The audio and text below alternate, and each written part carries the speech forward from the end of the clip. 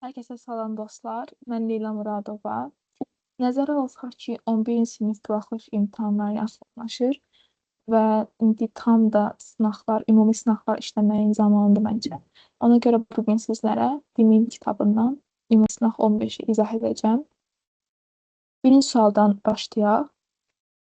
AB bucağının OC daxili şüası onu bu nisbətdə iki hissəyə bölür. AOC 12 olarsa AB bucağının dərəcə ölçüsünü tapın. Asan bir sualdır, gəlin işləyək. Ümumiyyətlə, hansısa suallarını işləyərkən şəkil çəkmək lazımdır və sualı görmək lazımdır. Bir dənə AOB bucağı çəkək. A. Baxın, oxunucu necədirsə o sırayla. A-dan başlayır A. O deməli ortasıdır, B də burasıdır. Bucağının OC daxili şüası. Baxın, nədir? OC. O-da başlayır, C-də bitir. Yəni ki, bu O-dan bir C. Onu bu hissələrə bölür. 2 bölü 7. 2 bölü 7 deyəndə yanına K əlavə edirsiniz. Bu bucağı 2K-dır. Bu bucağı da 7K-dır. AOC 12 olarsa, baxın. AOC 12-dir deyir. AOC-də nədir? 2K-dır. 2K bərabərdir 12. Bunu yadda saxlayaq. Bizdən nə istəyir? AOB bucağının dərəcə ölçüsünü tapın. AOB. Baxın, AOB bucağının dərəcə ölçüsü nədir? 2K plus 7K. Yəni 9K. Bizdən 9K-nı istəyir. Okey. Biz buradan K-nı tapa bilərik. K bərabərdir 6. 12 bölünsün 2. Və 9K da bərabərdir. Yəni AOB bucağımız da bərabərdir. 9 vurulsun 6 eləyəcək 54. Cavab olacaq A variantı. Ümid edirəm ki, aydındır. İndi keçək növbəti suala. Bu arada bu asan sual idi. Düzbucaqlı paralelipipedin üç üzünün sahəsi bunlardır. Onun həzmini tapın. Yenə dediyim kimi, həndəsə sualıdır, şəkil çəkilir. Düzbucaqlı paralelipiped bu formada çəkilir. Biraz əyri falan ola bilər, amma fikir verməyin. Əsas odur ki, görünür nədir? Və bunun tərəfləri var, düzdür. Məsələn, A, B və C.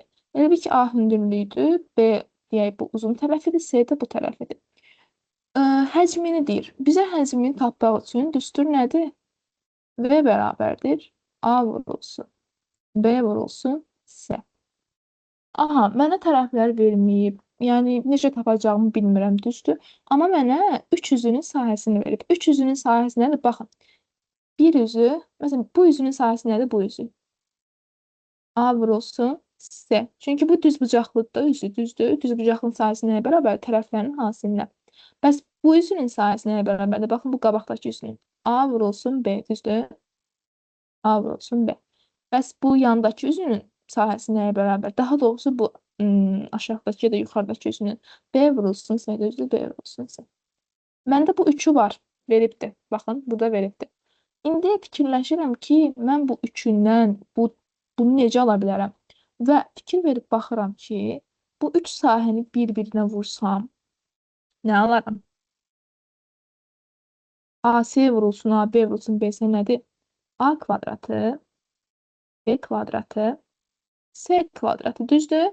Baxın, nəyin kvadratıdır bu ümumilikdə? ABC-nin kvadratı. Yəni, həcmin kvadratı. Yəni, mən bu üç üzünün sahəsini bir-birinə vursam, həcmin kvadratını alaram. İndi bu necə? Sadəcə bunları bir-birinə vurursunuz. 9 vurulsun. Kök altında 5 minus 2. O da vurulsun. Kök altında 5 plus 2. Bundan sonrası asandır. Baxın, kök altında 5 minus 2, kök altında 5 plus 2-yə vuranda kvadratlar fərqidir. Hansı ki, 5 çıxılsın 4, yəni 1 eləyir. 1-i də 9-a vuranda eləyir 9. Və deməli, bizim V kvadratımız bərabərdir 9-a. Deməli, bizim əsl həcmimiz nəymiş? 3 imiş. Yəni, 9-un kökü 3. Cavab B variantı. Bu düşündürücü sualdır. Amma düşünəndən sonra tapmaq təbii ki, də nədir? Asandır. Sonraki sual. Sıfırdan fərqli ABC ədədləri üçün bu olarsa və bu olarsa bu ifadəsinin qiymətini tapın. Aha, bu natural ədədlər sualıdır. Ə, indi burada nə edə bilərik? Okey, sadəcə yazaq, bunları köçürək. 3A bərabərdir 5B-yə. 2B bərabərdir 7C-yə. Asan bir şəkildə bunu necə edilmək olar deyə fikirləşirəm. Belə eləyək. Eyni olan şeyləri eyni bir şey gətirək. Nə demək istəyirəm? Burada və burada olan eyni şey nədir? B-lərdir, düzdür? Gəlin B-ləri ona gətirək. Necə eləyəcəm? Bunu, bu birinci ifadəni vuracam 2-yə. Baxın, 3A vurulsun 2 elədir 6A. 5B vurulsun 2 elədir 10B. Bu ifadəni vuracam 5-ə. 5 vurulsun 2B elədir 10B. Gəlin B-ni B-nin altına yazaq. 10B. 7C vurulsun 5 elədir 35C. Baxın, B-lər eyniləşdi. Yəni, mən bunu bu şəkildə yaza bilərəm. 10B həm də nəyə bərabərdir? 35C-yə bəli. Aha, mən indi bunu almaq istəyirdim ki, mənə necə deyərlər, asan olsun.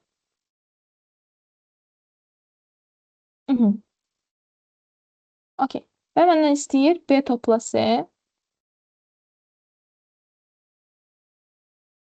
A çıxılsın C. Burada indi başqa cür bunu necə yerinə yetirə bilərik? Bunu həmçinin belə də yazmaq olar. Bu şəkildə də yazmaq olar.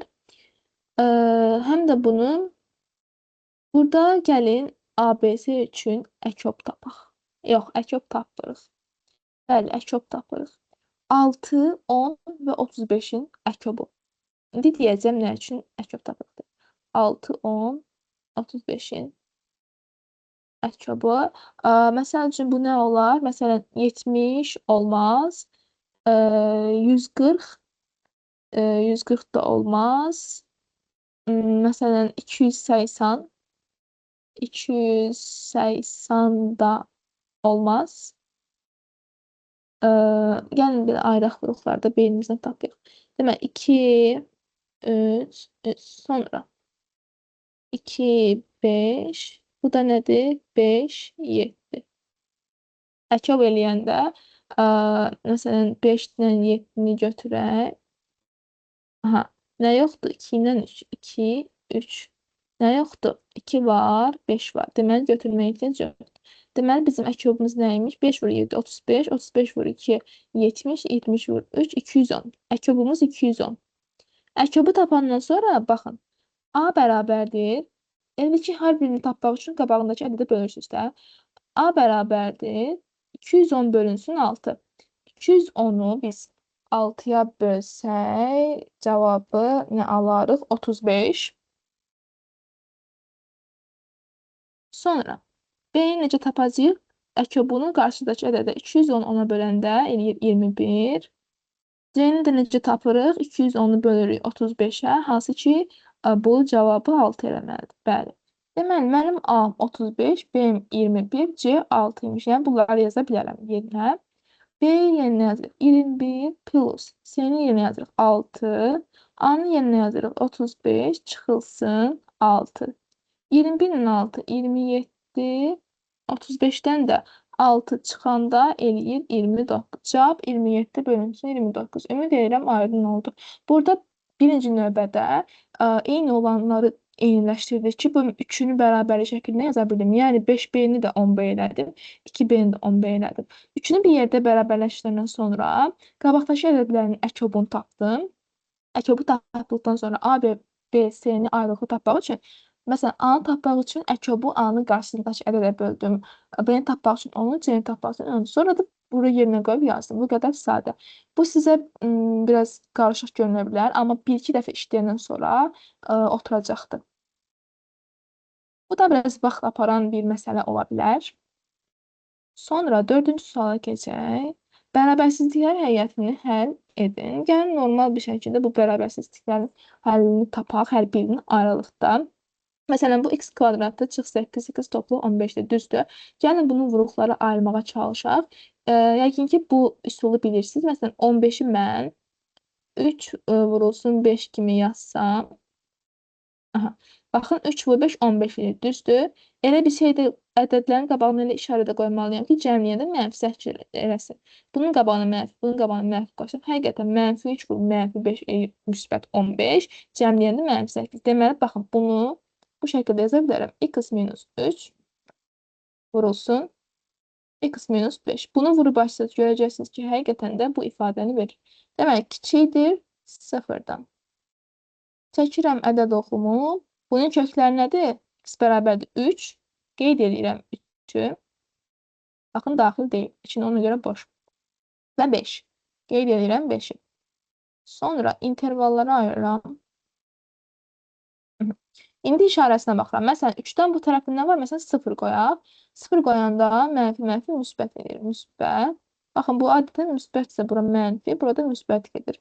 Deməli, kiçikdir 0-dan hansı aralıq imiş? 3, 5 aralıq imiş. Ay, sorry. Belə yoxdur da. Belə bir mötərizə olmalıdır ki, daxil deyil, yəni heç bir. Aha, gəlin bunu vuruqlara ayırmağa çalışaq. Baxın, 8 vuranda 8 eləməlidir. Məsələn, 2 ilə 4.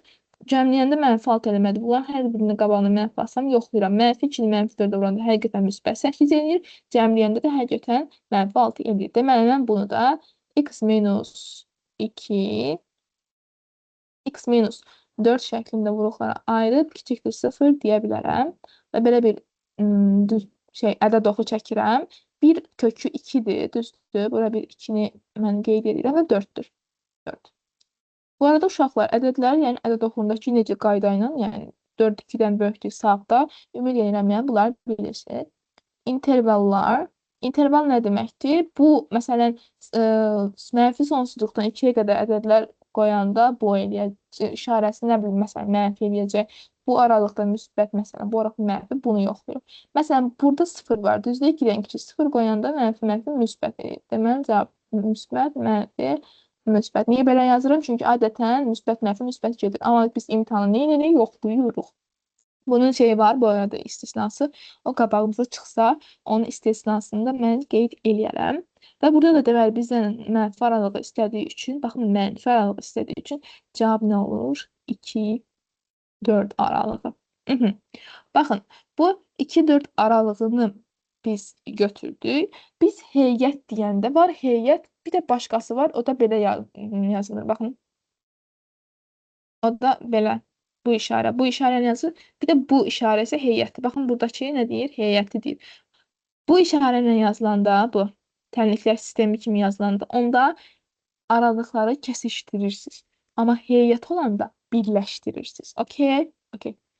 Bizim deməli, baxın, yadda saxlayın 3, 5 və 2, 4. İndi sizə göstərəcəm necə birləşdirirlər. Nə idi? 3, 5 idi. Ədəd oxu çəkirsiniz.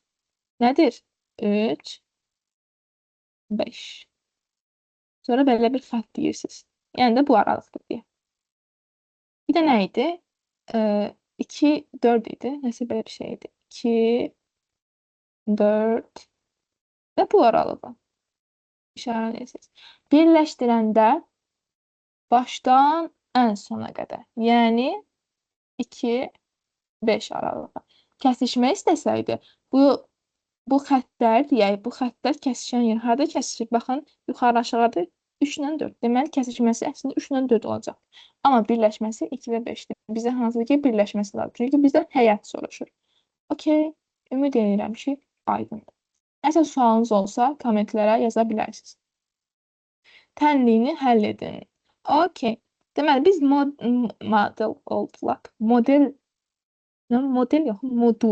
modul tənliklərini həll edəndə nə edirik? Modulun əsas xüsusiyyəti nədir? İçərinin mənfi yoxsa müsbət olduğunu bilmək, düzdür? Burada x-dır, mən bilmirəm nədir, içəri müsbətdir, mənfi. Ona görə də fərz edirəm. Fərzi necə edirik, göstərirəm. Birinci növbədə modulu bilək. Baxın, modulun içində belə. Bu necə çıxır? Əgər mən bilirəmsə, x böyükdür 0, yəni içərisi müsbətdirsə, olduğu kimi çıxır. İçəridə nə görürsənsə, cavabı da olur, yəni x. Əgər Sən bilirsən ki, içəri mənfidir, deməli əks işarə ilə çıxır. İçəridə nə görürsənsə qabağına mənfi atıb çıxarırsan. Yəni x gördün, qabağına mənfi at çıxart. Okey? Tamam. Bunu silək. Bu bir deməli ön izah idi. İndi gələk bizim əsas şeyimizə. Məsələn, birinci fərz eləyək ki, x böyükdür 0-dan. Bunu fərz elədim. X kubu bu tənlikdə çıxılsın modul x kubu. Əgər x böyükdür 0-dırsa, müsbət 1 ədədin kubu da müsbətdir. Deməli, içəri müsbətdir. İçəri müsbətsə nə görürəm? Çıxaram. Yəni, x kubu çıxır. Sonra plus 16 bərabərdir 0. Bu da oldu normal tənlik. X kublar gedir, 16 bərabərdir 0. Bu düzgün bir şeydir. Yox, 16 0-a bərabərdirmi? Xeyr. Deməli, cavab olur boş çoxluq. Tamam. Və boş çoxluqdan sonra da bu birinci cavabım deyək. İndi də fərz eləyək ki, x kiçikdir 0-dan.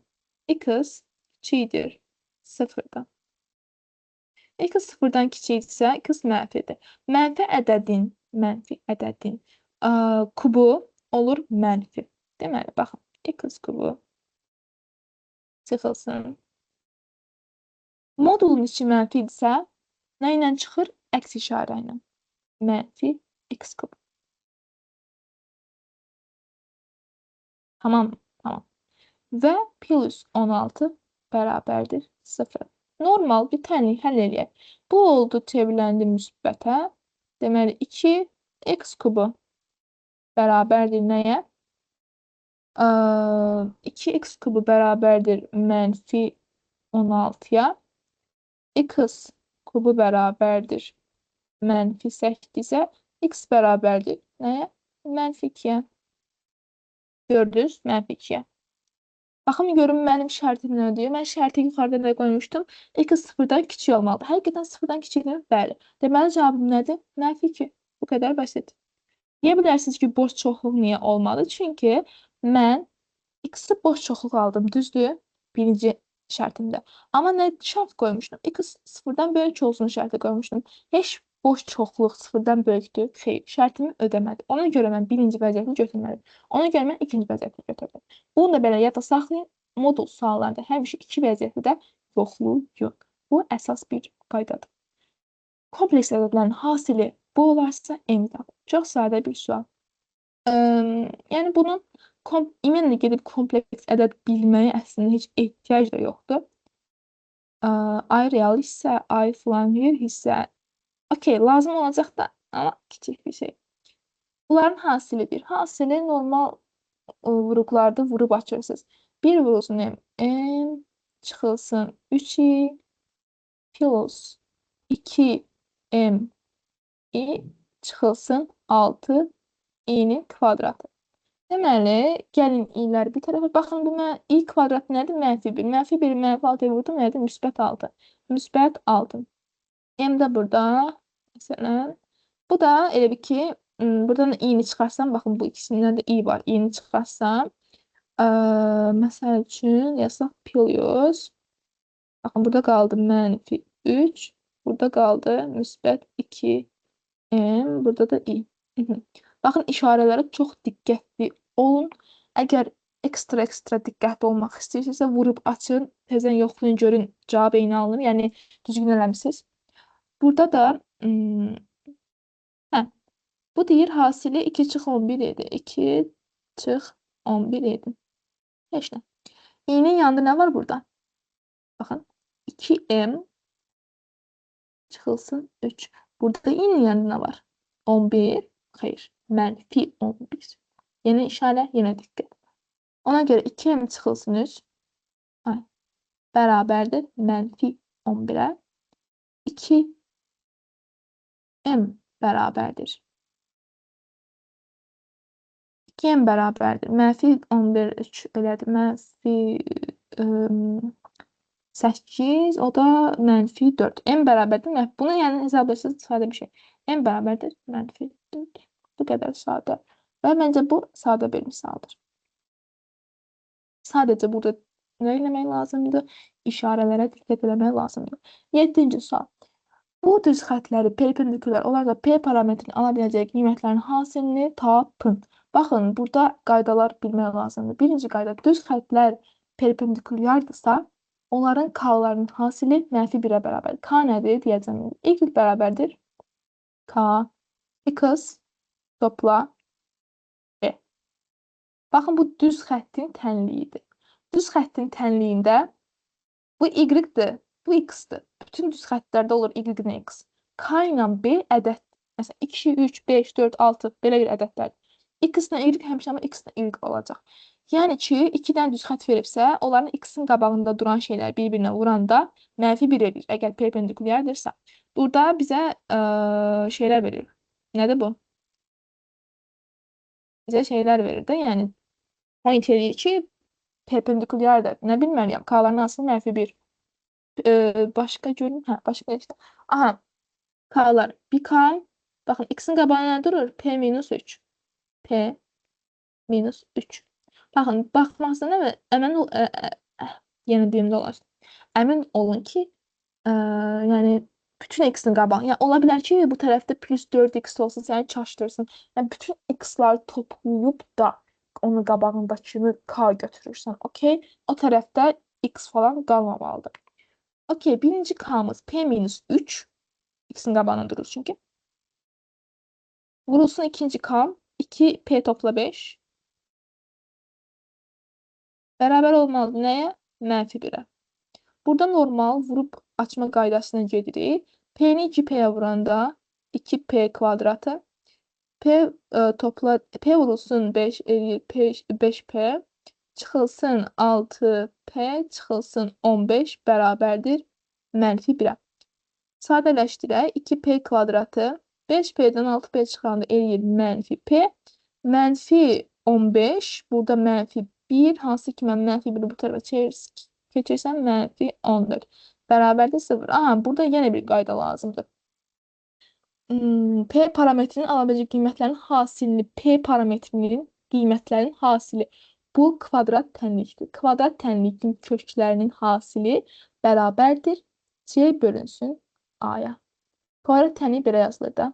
A x kvadratı plus B x plus C. Baxın, C bölünsün A. Yəni sərbəst sədd bölünsün x kvadratının əmsalı.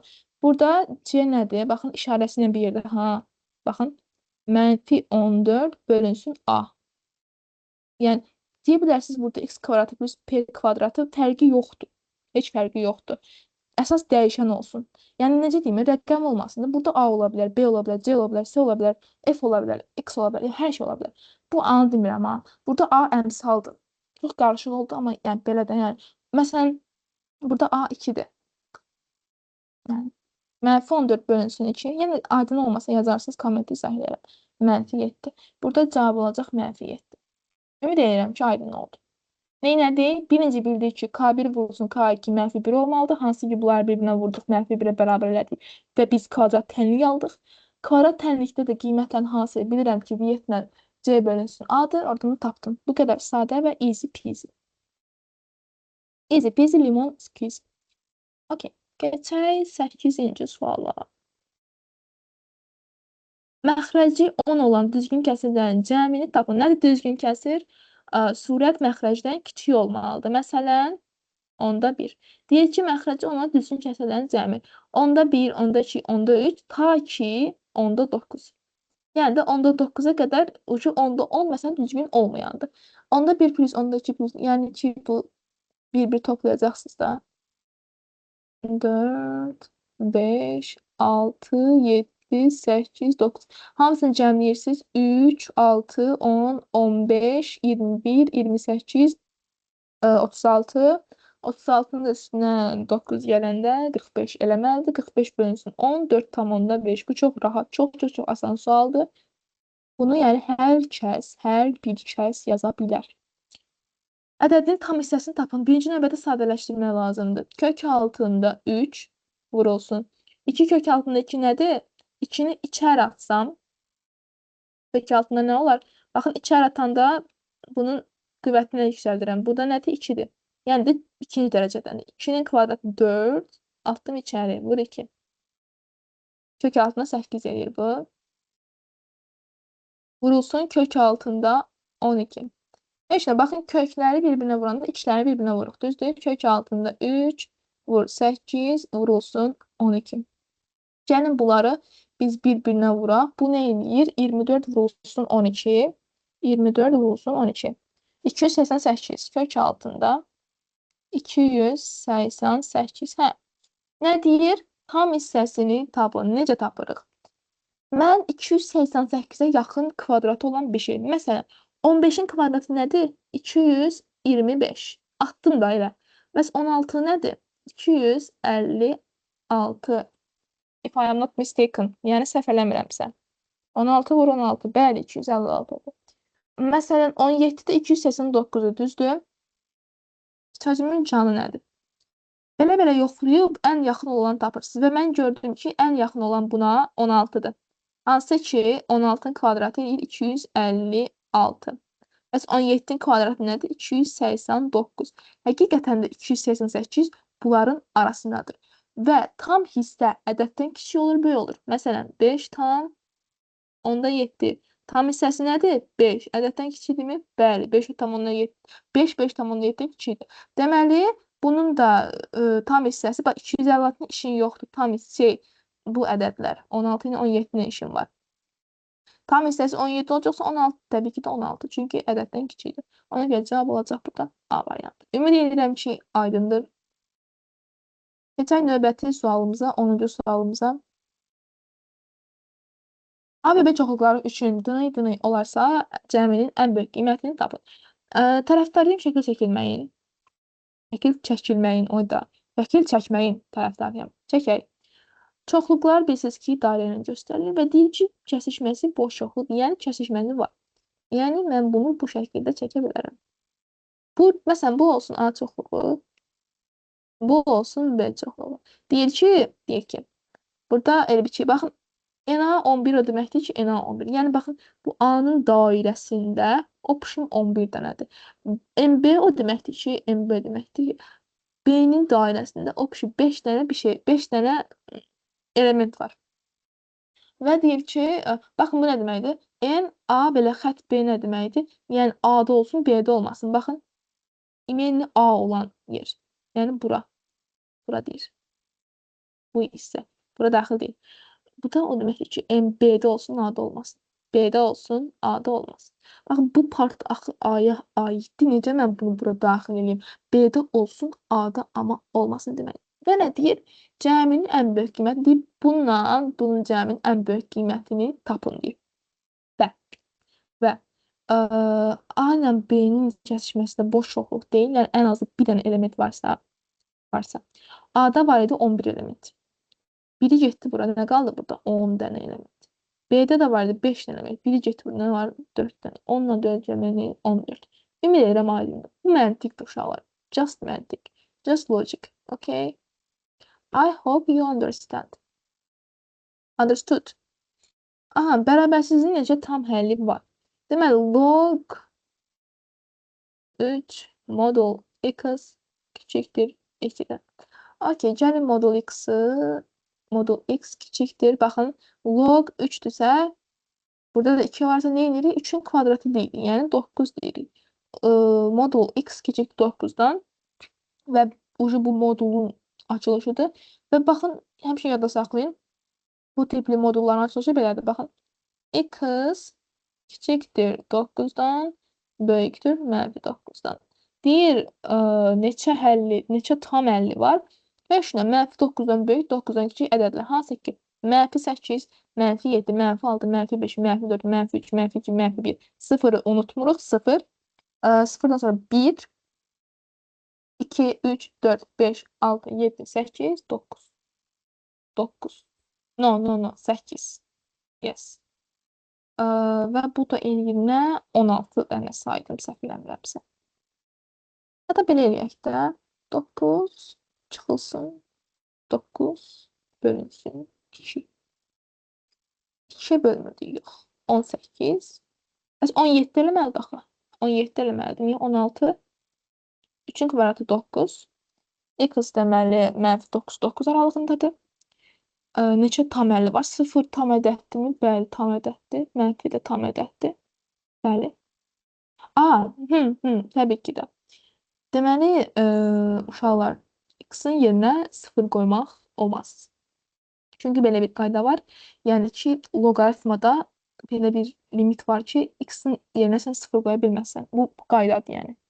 Ona görə biz 0 saymırıq. Ona görə də 16 dənə ədəd olur. Bunu da yadda saxlayın həmişə. Deyə bilərsiniz ki, loqaritmada mənfi də qoymaq olmaz x-in yerinə. Düz deyirsiniz. Amma burada modul var. Mənfi modunun içinə girəcək və müsbət olacaq. Ona görə bir mənası olmayacaq. Amma 0 həmişə 0-dır deyə, 0 hər yerdə 0-dır. Ona görə də 0-ı biz buradan xaric etmək məcburiyyətindəyik. Okey. İndi isə 12-ci suala baxaq. Kvadrat 25 bərabər kvadrata bölünmüşdür. Tangens alfa bölsün kosinus beta hasilini tapın. Burada necə eləyirik? Baxın, alfa burada bu bucaqdır, düzdürmü? Baxın, bu bucaq. Mən buradan onun tanjensini tapa bilmərəm. Çünki sürüşüb bu tərəfə falan filan. Amma burada bir beta bucağı yazsam. Bu düz bucaq, xoş bucaqda. Və qeyd eləsəm ki, alfa plus beta 90-dır. Və mən betanın rahatlıqla tangensini tapa bilərəm. Düzdür, tangens nədir? Qarşı qatet bölünsün, o birisi qatet. Qarşı qatet nədir? 1, 2, 3. Yəni 3 bölünsün nə? 1, 2, 3, 4. 4. Bu nədir? 3 bölü 4. Tangens beta. Amma mənə nə lazımdır? Tangens alfa. Alfanın yerinə daha doğrusu alfanın yerinə 90 çıxılsın beta yaza bilərəm. Düzdürmü? Baxın, buradan alfanı tapsam 90 çıxılsın beta. Deməli, mənim tangens alfam elə tangens 90 çıxılsın beta'ya bərabər. Düzdür? Düzdür. Bəli. Yaxud da burada beta'nın yerinə nə yaza bilərsiniz? 90 çıxılsın alfa. Tangens 90 çıxılsın alfa. Elə tangens, yəni necə deyim, bu betadır. Tangens bəs 90 çıxılsın alfa nəyə bərabərdir özlüyündə? Tangens 90 dərəcədə adını dəyişir, olur kotangens alfa. Kotangens alfa lazımdır ki mənə, düzdür? Daha doğrusu, mən sizə deyəcəm. Kotangens alfa, tangens 90 çıx beta'da bərabərdir kotangens beta'ya. Deməli, kotangens beta elə tangens alfaya bərabər imiş. Kotangens beta, baxın, tangens beta 4-də 3-dürsə, kotangens beta da bunun tərsidir. 3-də 4. Bunu tapdıq. Bu birinci həddimiz 3-də 4. Gəlin bunu silək və tapaq. O birisini bizdən nə istənirsə. İndi isə kosinus beta istəyir. Baxın, burada yenə beta sürüşüb. Ona görə burada bir alfa yaradıram. Və mən sinus alfanı tapsam nəyə bərabər eləyər? Qarşı katet, hansı ki o 1'dir, bölünsün hipotenus. Baxın, hipotenus. Bura 1'dir. Bura 3'dür. Sayı bir tapıram da. Hipotenus nə olar? Kvadratlar cəmi. Yəni kök altında 10. 1'in kvadratı 1, 3'ün kvadratı 9, 1'in 9, 10. Kök altında 10. Sinüs alfa da kök altında 10'a bərabərdir. Amma mənə lazımdır kosinüs beta. Kosinüs beta'nın yerinə yaza bilərəm sinüs yox, sorry. Kosinüs 90 çıxılsın alfa, düzdür. Çünki alfa ilə beta 90'a bərabərdir. Bayaq bunu qeyd elədik. Kosinüs 90 çıx alfa da sinus alfaya bərabərdir. Çünki 90'da adını dəyişir və işarə dəyişmiş sinus alfa. Sinus alfa nədir? 1 bölsün kök altına. Demək, birincisi eləmişdi, səhv eləmirəmsə 3'də 4. Bu da eləmişdi, kök altında 10 eləmişdi. Düzdürmü? Düzdür. Və bunu irrasionallıqdan azad eləsək, yəni hər tərəfi kök altında 10'a vururam. 4 kök altında 10. Bunu da kök altına 10'a vuranda 3 vurulsun 10 eləyir. 4 ixtisara 2. 10 ixtisara 5.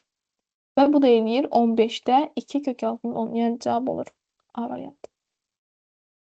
Eyni miqdarda 20%, 30% və 40% 3 məhlul, duz məhlulu qarışdırıb bir qaba tökdülər. Alınan yeni məhlulun duzluluq faizini tap. Eyni miqdarda. Eyni miqdarda, məsələn, hamısı 100 qram olsun. 100 qram 20%, 100 qram. Baxın, 100 qram məhlulsa 20% isə, deməli 20-si duzdur, 80-ı sudur. Həmçinin 30% məhlulun 30-u duzdur, 70-i sudur. Həmçinin 40-ı duz, 60-ı su. Baxın, burada eyni miqdar dediyi üçün hamısını, məsələn, özündən atıram uşaqlar, özündən atıram, 100 qram yoxdur. Bunları qarışdıranda nə edirsiniz? Buradakiləri 1, buradakiləri 1, buradakiləri 1. Necə? Məsələn, üçündə də burada nə durub? 100 durub. 100 topla 100 topla 100. Nə edir? 300. 300.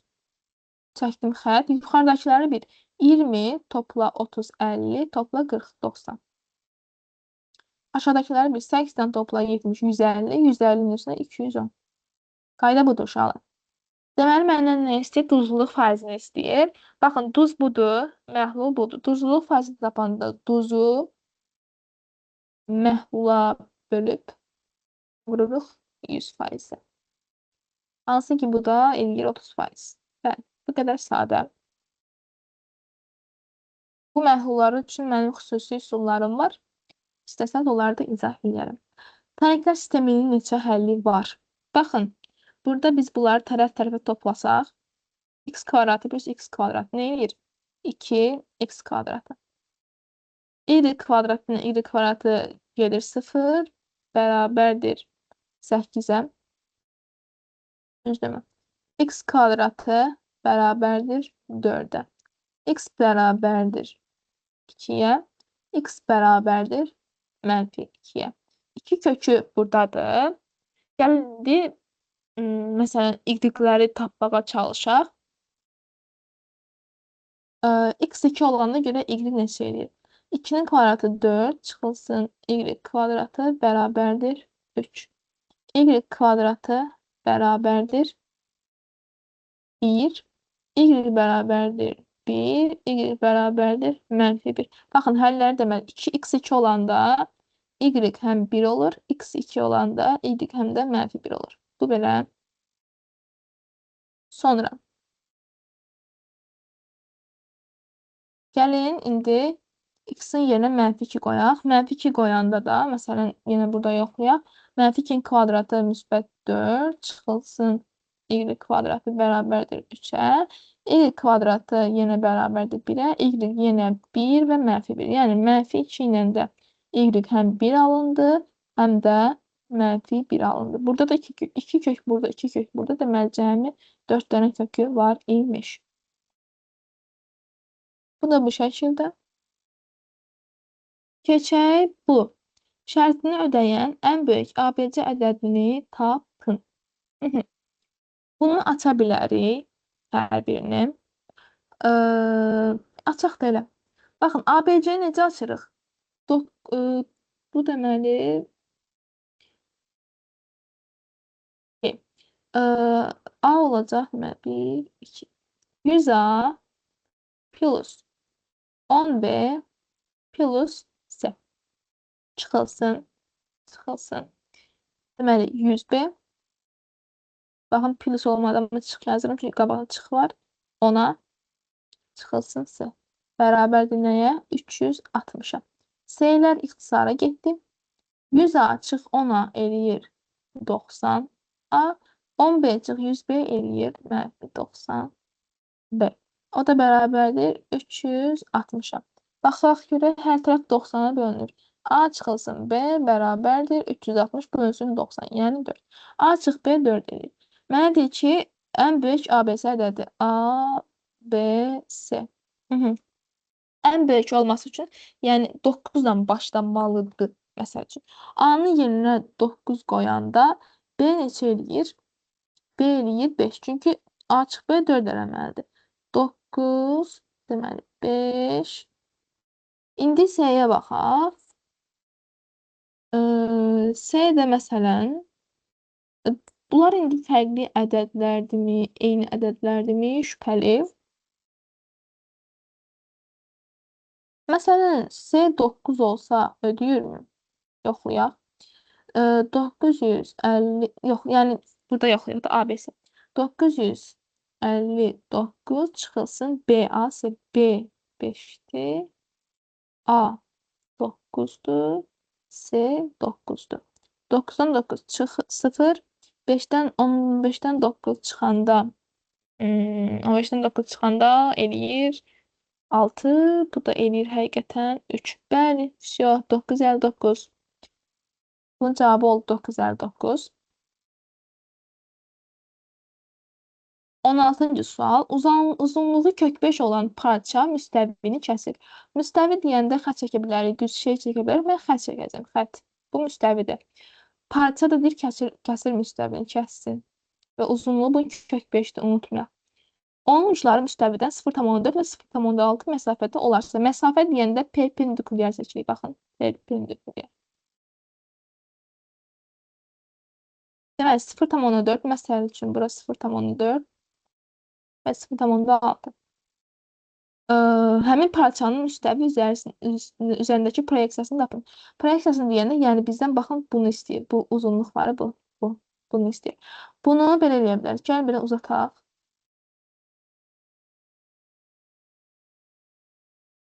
Baxın, burada köçürə bilərəm. Deməli, nə oldu bu? Düzbucaqlı, üçbucaq. Baxın, bu üçbucaqlı deyirəm, baxın. Düzbucaqlı, üçbucaq. Bura 0,4 və bura 0,6-dırsa, burada 0,6-dır. Buranı mən x də bilmirəm. Bunun uzunluğu da zaten deyib ki, kök 5'dir. Baxın, düzbucaq, üçbucaq. Bura cəmləyəndə 1'dir. Bura kök 5'dir. Burada x-dir. Kök 5'in kvadratı çıxılsın 1'in kvadratı eləyir 4. Kök altından salıram eləyir 2. Deməli, bunun proyeksiyasının uzunluğu neymiş? 2 imiş. Ümid edirəm ki, aydın oldu. Keçək 17-ci suala. M1 çoxhədisinin dərəcəsi 5, M2 çoxhədisinin dərəcəsi 4 olarsa, çoxhədisinin dərəcəsini tapın. Baxın, çoxhədinin dərəcəsini tapanda ən böyük deyək, həddə baxırıq, belə bir şey deyək. Məsələn, M1 çoxhədisinin dərəcəsi 5'dir. Deyim ki, x üstü 5. Çünki bu şərti qoyubsa, yəni nə qoyuramsa ödəməlidir, başa düşdünüz. X üstü 5, baxın, M1'in üstü 3 var. Yəni 3 vur 5, 15. Vurulsun. M2 də çoxhədisinin dərəcəsi 4'dür. Məsələn, 4'dürsə, olsun x üstü 4. Və burada da üstü 2 var. Eləyəcək x üstü 8. Və vurulsun bunlar. Vurulsun bunlar.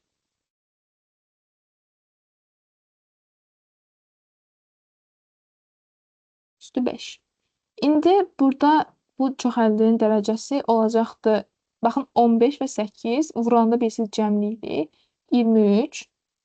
Və bu çoxhədinin dərəcəsi də, baxın, bunun dərəcəsi eləyir ki, yenə deyirəm, açmağa ehtiyac yoxdur. Sadəcə, x üstü üçün 5-ci dərəcədən qüvvəti nədir? 15. Məsələn, bunun dərəcəsi 15'dir. Bunun dərəcəsi, məsələn, 10'dur. Burada heç x yoxdur, yazmağa ehtiyac belə yoxdur. 15, 10. Ən yüksək dərəcə nədir? 15. Deməli, bu mütərizənin dərəcəsi də 15'dir. 10 əvvəli 23, o bir tərəfi 15 olduğuna görə bunları cəmləyəndə ümumi çoxhədinin dərəcəsini almış olacağıq, hansı ki 38 edir.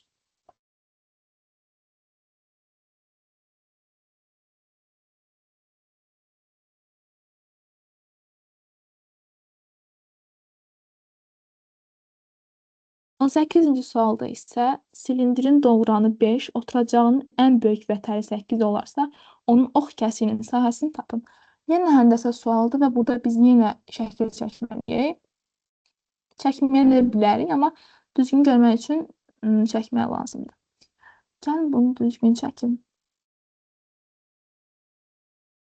Bu silindrin deyək tərəfləri, bu belə, bu belə. Bu silindirdir.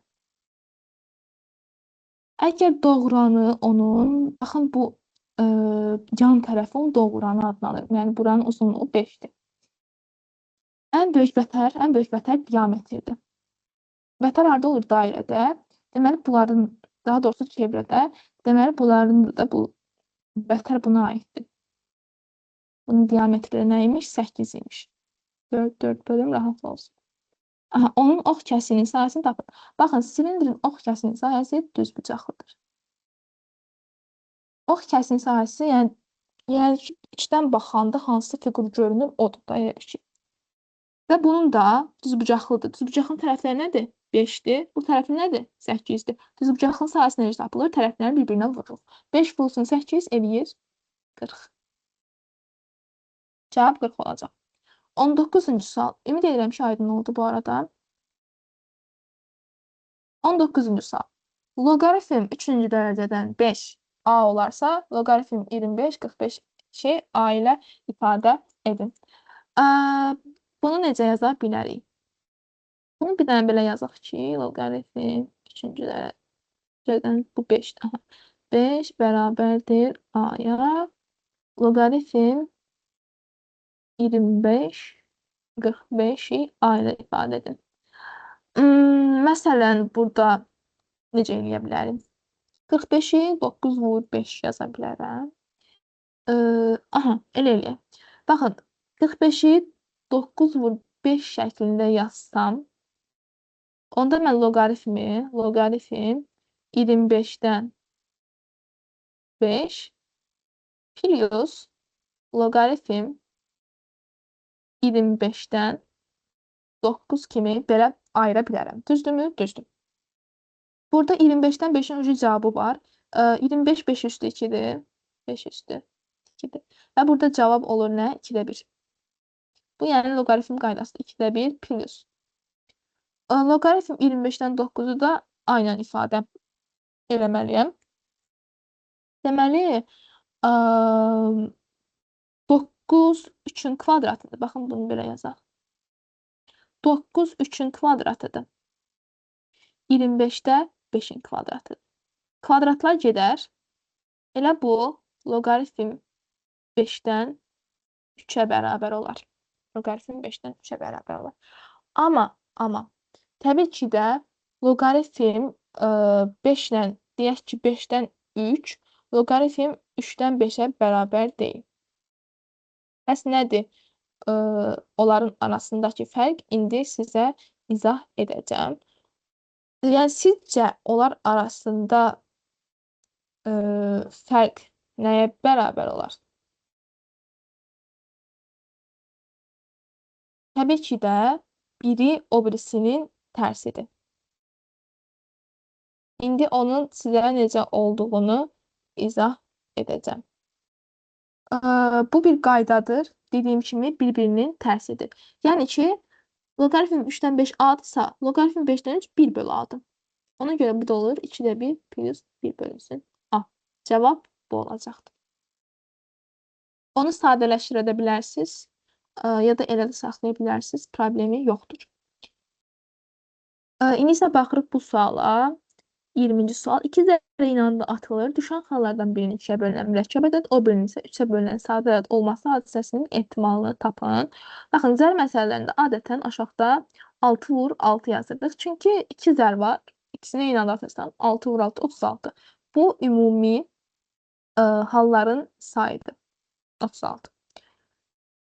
Düşən xallardan birinin 2-yə bölünən mürəkkəb ədəd, o birinin 3-ə bölünən sadə ədəd olması. Aha, zərin üstündə 1-dən 6-ya qədər rəqəmlər var, düzdür? 2-yə bölünən mürəkkəb ədədlər hansılardır? Onların içindən 2-yə bölünən mürəkkəb ədədlər biri 4-dür, biri də 6-dır, düzdür?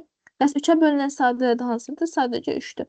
Deyək ki, biri bunlardan olsun, biri də bu olsun. Hansı ehtimal var? 3 ilə 4 gələ bilər, 3 ilə 6 gələ bilər. 4 ilə 3 gələ bilər, 6 ilə 3 gələ bilər. Düzdür? Yəni, belə və belə, belə və belə. Ümumi neçə hal var? 4 alır. 36-da 4. O da nə? 9-da 1. Bu qədər sadə. Bu sadə bir məsələ deyil. Əslində, ehtimal məsələləri çox zaman, yəni, çaşdırıcı olur, amma yenə də bunları da həll eləməyi bilməyi lazımdır. Növbəti məsələ. ABC-də düzbucaqlı trapesiya. Çəkək. Eşidən kimi çəkirəm, görürsünüz. Hamı düzgün olmadı. Belə. Baxın düzbucaqlı trapesiya necə çəkilir. Bu şəkildə. Burası da belə düzbucaqdır. Aha. Trapesiyasının AC kiçik diaqonalı. AC kiçik diaqonalı. Baxın, böyük diaqonalı hər halda budur. Kiçik diaqonalı deməli nədir? Budur. Və bu AC-dir. CD yan tərəfinə perpendikulyardır deyir. CD yan tərəfinə perpendikulyardır deyir. Və CD. Deyə bilərsiniz ki, bunları necə adlandırdınız? Baxın, mənə dedi ki, AC-dir. Deməli, ya bura C-dir, ya bura A-dır. CD yan tərəfidir. CD yan tərəfi hər halda burada. CD buradsa, deməli, A bura qalır, B də bura qalır. Bu qədər sadə. Onun CH hündürlüyü, CH, baxın, CH, oy, CH hündürlüyü, aha, hündürlüyü, böyük oturacağı 2 və 8 olmaqla isə 2 və 8. Trapesiyanın sahəsini tapın. Baxın, trapesiyanın sahəsini tapmaqdan ötürü mənə nə lazımdır? Düsturum nədir ümumiyyətlə? A topla B bölünsün 2 vurulsun H. Burada A buradır, BC. Hansı ki, burada AH-ı 2 veribsə, BC də 2-dir. Bu qaydadan bilirəm mən. Baxın, çünki buranın uzunluğu eynidir. Deməli, A var. B obrisi oturacaqdır. A, D. Yəni, o da var, 10-dur. Mənə nə lazımdır? Hündürlük. Hündürlüğü haradır? Bura. Ya da ki, baxın, bura. İndi A, C, D düzbucaqlı üçbucaq. C, H hündürlüyü. 2 və 8 onun ayrıldığı parçalar. Qayda var. Düzbucaqlı üçbucaqda H kök altında onun ayırdığı hissələrin hasilinə bərabərdir. Cavab 4. H 4. Deməli, mənim kiçik oturacağım 2, böyük oturacağım 10, düsturu yerinə qoyub yazıram. Bölünsün 2 vurulsun H hansı ki 4. Bu da eləyir 24 cavabı. Yəni, bu qədər bir sadə bir məsələ, sadə bir həndəsə məsələsi. Deyəcəksiniz ki, siz hamısına sadə deyirsiniz, amma uşaqlar, yəni, həqiqətən, okey, orta sual. ABC üçbucağında AN və BP mediandır. Baxın, şərtdə oxuduqca çıxartdığınız şeyləri, yəni qeyd edin də. O dəqiqə oxudun ki, AN ilə BP median. Nə bilirəm, median qarşı tərəfi yaraya bilir. O dəqiqə işarələrimi qoyuram ki, yazımdan çıxmasın. Qarşıda perpendikulyardır. Aha, görürəm, qoyub bura. M nöqtəsi medianların kəsmə nöqtəsi. Aha. AM 8. AM 8. MP 1,5. MP 1,5. Olarsa BC'ni tapın. Baxın, BC'ni tapın deyir. Okey. İndi burada necə edirik? Nə bilirəm, medianlar kəsişirsə, kəsişmə nöqtəsində 2/1 nisbəsində bölünür. Necə? Bu medianı düzdür, bu da kəsişmə nöqtəsi düzdür. AM 8-dirsə, M-in də onun yarısı 4 olur. Baxın, 2/1 nisbətində. Ya da bu median da düzdür, M-də kəsişmə nöqtəsi. MP 1,5-dirsə, B-in onun 2 qatı olur, 3. Və yenə 2/1 nisbətində bölünür. Bəli, bu qədər belə. Və bizdən yenə dilim dolaşdı. Bizdən BC-ni istəyir, düzdür? Bəs biz BC-ni necə tapa bilərik? BC-ni biz tapa bilərik, təbii ki də bu düzbucaqlı üçbucaqdan. Baxın, burada düzbucaqda katetlərdə 3, 4. Çünki tapmışam. 3, 4 katetsə hipotenuzu 5-dir. Elə başlanğıcda qeyd eləmişdim. Bura bərabərdir. 5-dirsə burada 5-dir. Və BC ümumilikdə nəymiş? 10 imiş. Bu qədər sadə. 23-cü sual. Tənliyini həll edilir. Okey. Nə görürəm onu deyim sizə. Görürəm ki, bu kvadrat tənliyi görürəm burada. Deyəcəm niyə? Gəlin hamısını, bu kosinus kvadratını ataq bu tərəfə, yazaq bu tərəfə. Baxın, birinci yazacağım sinus kvadratını. Sinus kvadratı 4x. Sonra bunu yazacağım. Plus 2 sinus x kosinus 4x. Sonra 4x kosinus 4x. Və mənfi kosinus kvadratı bu tərəfə keçirəndə müsbət kosinus kvadratı. Müsbət kosinus kvadratı 4x bərabərdir 0. Nə görürəm? A kvadratı plus 2AB plus B kvadratı. Yəni A topla B-nin mötərizə kvadratının açılışını görün. A nədir? Sinus 4x. B nədir? Kosinus 4x. Kvadratı bərabərdir 0. Və kvadrat sıfırdırsa, nəyin kvadratı sıfırdır? Təbii ki, sıfırın kvadratı sıfırdır. Ona görə sinus 4x plus kosinus 4x bərabərdir nəyə? 0. Aşağı əslində bunu zaten həllini gedim yenə bura çıxacam. Yəni əslində onu yazmağa ehtiyac yox idi. Amma yeni bilmiş oldunuz. Bir ziyanı yoxdur. Burada əsas nəyi görmək lazımdır? Sinus kvadratı 4x, kosinus kvadratı 4x-in cəmi neyini? 1. Çünki qayda var. Sinus kvadratı A plus kosinus kvadratı A bərabərdir 1. Bu bir qaydadır. 1 və 2 sinus 4x kosinus 4x nədir? Sinus 2 alfanın açılışı. Yəni bu sinus 8x deməkdir. Bərabərdir 0. Baxın bu 2 sinus, baxın 2 sinus 4x kosinus 4x sinus 2 alfanın 2 alfa. Burada alfa 4x'dir. 2 alfa da 8x'dir. Və buradan sinus 8x bərabərdir mənfi 1'e deyirsiniz. 8x bərabərdir. Orada xüsusi hal var. Mənfi 1 bölü 2 bölü 2 k. Oradan hər tərəf 8'e bölürsünüz və cavabı bu şəkildə tapırsınız. Yəni hər bu şəkildə cavabı da asanlıqla tapa bilərsiniz. Və nəhayət sonuncu sualımız. No, 24-cü sual. 2 sual var. Tamam. Vektorların skaler hasilinin ən kiçik qiymətini tapın. Vektorların skaler hasilini necə tapırıq? Elə bir ki, bir-birinə vururuq da bu hədləri deyək ki, komponentlərini bir-birinə vururuq. Məsələn, A-nın birinci komponenti x vurulsun. B-nin birinci komponenti x topla 2. Topla. Sonra A'nın ikinci komponenti x minus 2. B'nin ikinci komponenti 3. Yine topla. A'nın üçüncü komponenti 5. Vurulsun. B'nin üçüncü komponenti x minus 2. Bunu başarıq. X kvadratı plus 2x plus 3x çıx 6 plus 5x 5x minus 10'du da. 10. Şu anda burada səliqəsiz yazıb səhv edə bilərəm. İndi baxın da.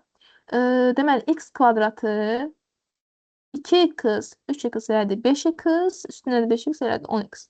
Topla 10x. Deməli, çıx 6, çıx 10. O da yine çıx 16. Hə, bu bizim hasilimiz. Deyir ki, ən kiçik qiymətini tapın. Kvadrat tənliyin ən kiçik qiyməti nəyə bərabərdir? Var bizim m, var bizim n. N-ə bərabər, düzdür? Mən m-i tapıb yerinə qoyub gedirəm. Necə onu göstərəcəm? M nədir? Mənfi b bölünsün 2a.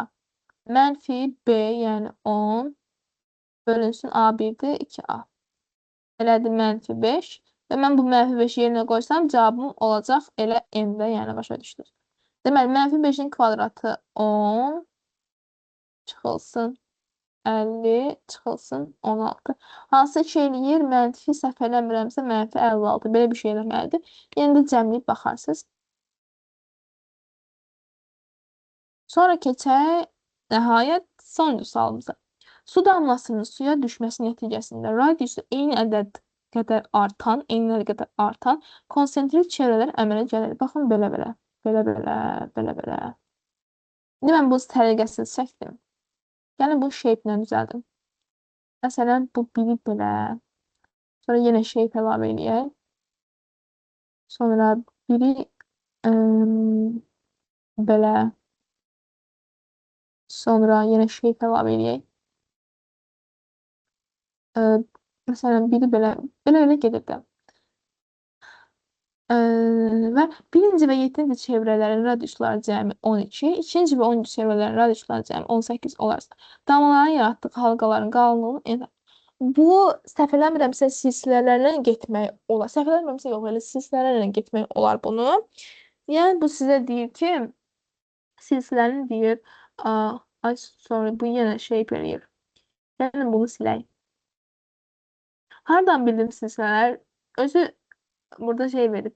Eyni qədər artan, nə bilim 7-ci, 2-ci, 10-cu. O yüzden ben buradan bildim ki bu silsilələrdir. Yəni deyir ki, A1 plus A7 bərabərdir 12. A2 plus A10 bərabərdir nəyə? 18'e. Heç nə. D ilə falan yazıram da. Məsələn, A1 plus A7 nədir? A1 plus 6'dır. Bərabərdir 12'ye. A2 nədir? A1 plus D. A10 nədir? A1 plus 9D. Bərabərdir nəyə? 18'e. 2A1 burada eləyir. 2A1 burada eləyir. Onlar çıxsa, məsəl üçün. Burada deməli 6D buradadır. D plus 9, 10D de burada. Ondan da 10D'den 6D çıxanda 4D bərabərdir 6. D də bərabər 1/5. Məsələn 1/5 falan olmalıdır. Burada necə artdığını tapırsınız da. Elə ki, o da 1/5. İndi dəqiq bölüb çıxıb vurarsa, əsas odur ki, yolunu öyrəndiniz. Və uşaqlar, nəhayət bu da sonuncu sualımız idi. Sınav izahımız bu qədər. Ümid edirəm ki, anlaşılır bir izahdır. Yenə deyirəm, sualınız olsa kommentlərə rahatlıqla qeyd edə bilərsiniz. Və sizə imtahanınızda uğurlar arzulayıram. Ümid edirəm ki, yaxşı bir nəticə 25-ə 25 100 bal alarsınız. Və bu qədər idi video. Ümid edirəm ki, yenə deyirəm, faydalı oldu. Gələn sınaq videosunda görüşənədək. Sağ olun.